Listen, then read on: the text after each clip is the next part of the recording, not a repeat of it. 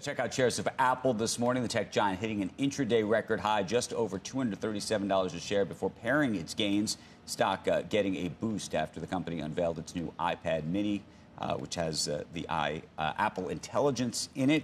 I want to bring in Gene Munster, Deepwater Asset Management managing partner. Where are we here in the cycle of this stock and maybe in the cycle of the products? Andrew, I think we obviously are early, and I think one of the benefits that this cycle has is the staged effect. And this is something that I've never experienced in my long time of investing and analyzing Apple. Is the key feature, of course, is software. You mentioned it, Apple Intelligence. It's going to be layered out part on October 28th. Call it 15, 20% of those features come out. And then call it another maybe 30% come out at the end of the year.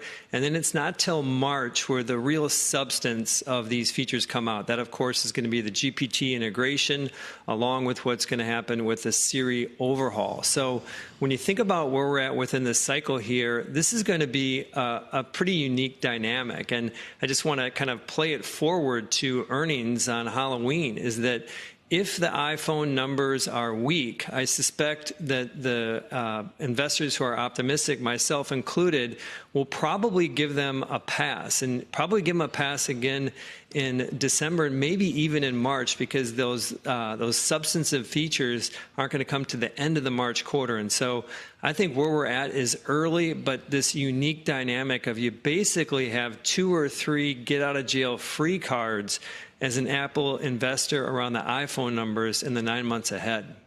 So, but here's the thing I can't understand, Gene.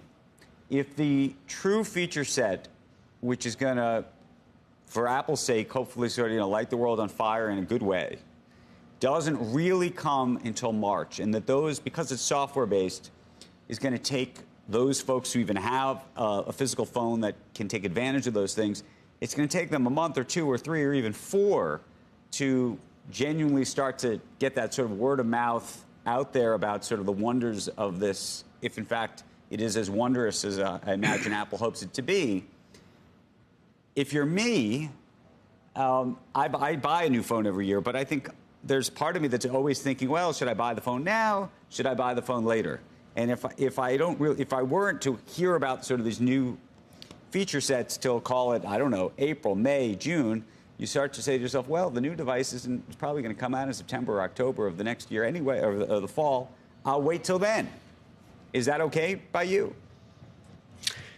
Again, you have this unique setup where this carrot out there is going to exist for Apple investors, for the consumers.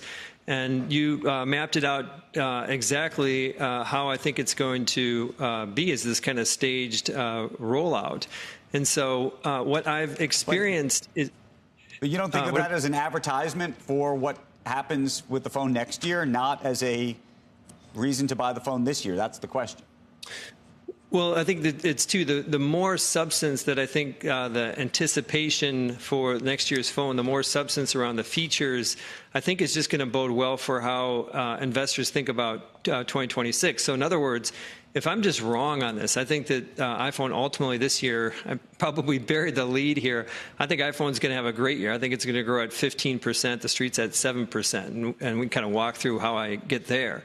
But even if I'm wrong on that, and that this ultimately, all this pushes to fiscal 26, really a year from now when the excitement starts, I think that that would be create an even bigger year. And of course, investors are always thinking 6, 12 months in advance. The bottom line is this, is when these features come out, are they actually going to create utility? Is it actually going to be something where consumers are clamoring for? I believe they are. I think that there are some major shortcomings of how we interact with the iPhone today that are going to be solved by this. So if those features do prove to be as significant as I think, whether the cycle hits in 25 or 26, I think is largely less of a point. I think what matters most is how many units they're going to sell over the next 2 years, and I suspect that it will be clearly record iPhones. How much do you think the Apple Intelligence piece is what's going to drive this, and what is the piece of the Apple Intelligence that's going to be the sort of prime mover? I think the piece is just going to be able to understand what's going on in your phone, to be able to find text. Imagine if you're trying to find a text that you had a text conversation with two different people. It's almost impossible today, whether it's finding images, generating. That's, I think, at the most basic level that starts. I think those are the early features kind of later this month.